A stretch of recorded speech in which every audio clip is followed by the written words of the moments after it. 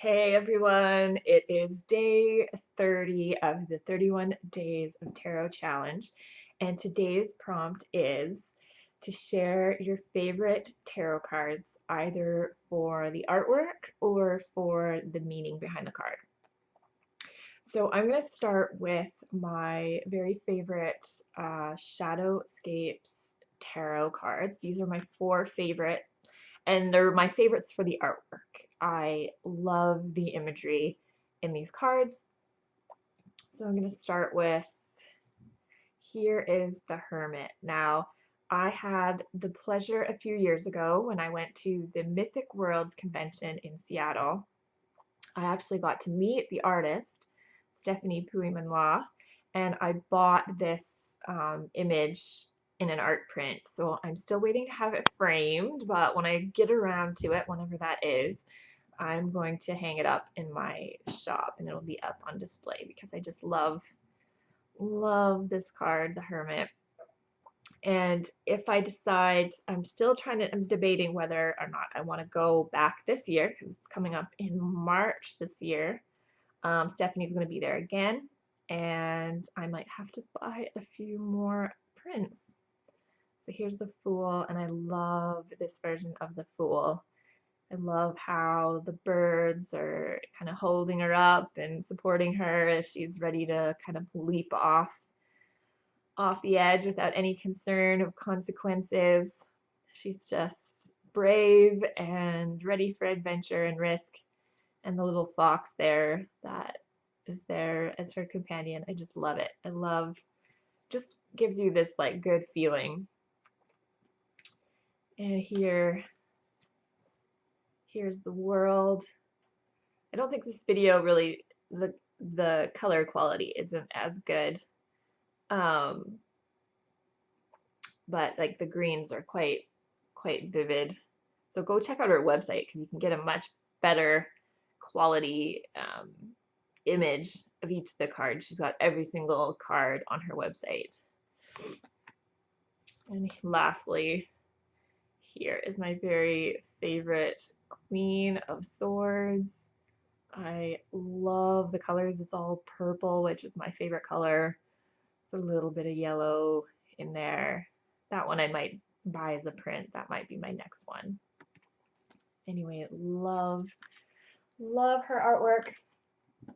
I'm going to show you a couple more pictures from not the Heart of Fairy, the Fairies Oracle by Brian Froud, because again, I love his artwork.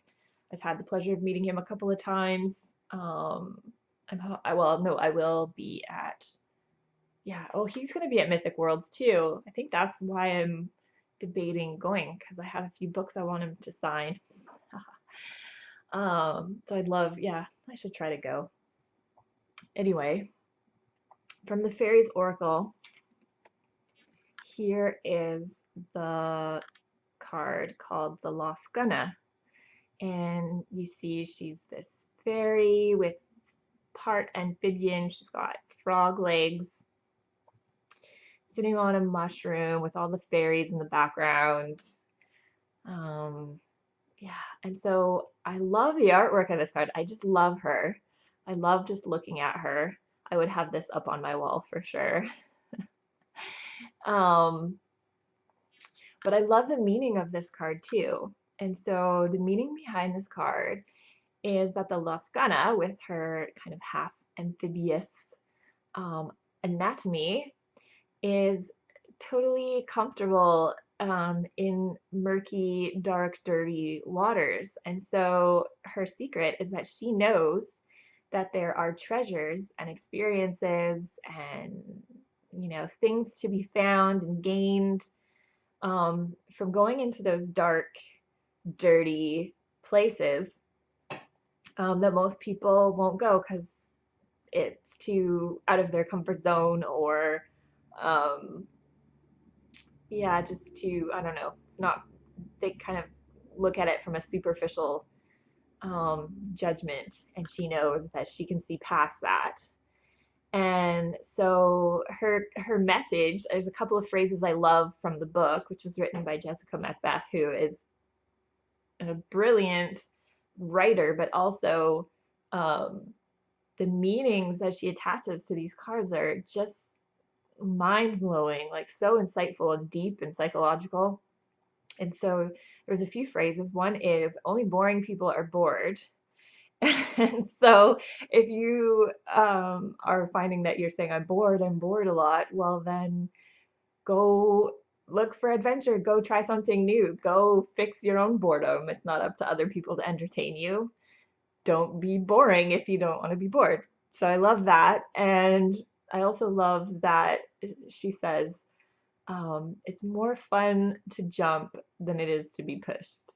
So if you aren't willing to jump in and get dirty and take risks and get out of your comfort zone, then there are some other fairy characters in this deck that may come along and shove you in anyway. And so, yeah, it's always more fun to jump than be pushed. So I love that. I love those phrases. And the second card I want to show you is the G Habia. He's kind of a goblin, a challenger fairy. And it's not, this one is not so much for the artwork, but for the meaning. And I love this character. I've kind of made it my mission to take him on in battle and fight him in the world, because I find he comes up so much for so many people.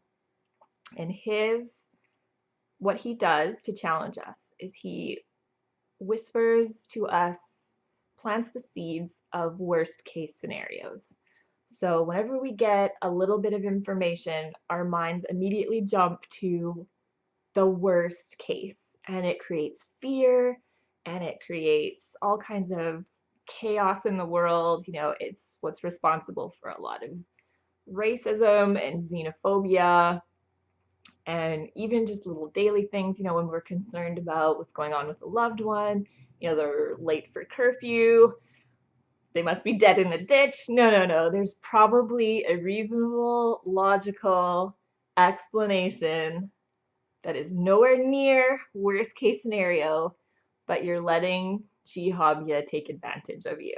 And so stop letting him have power over you. Stop letting him influence you.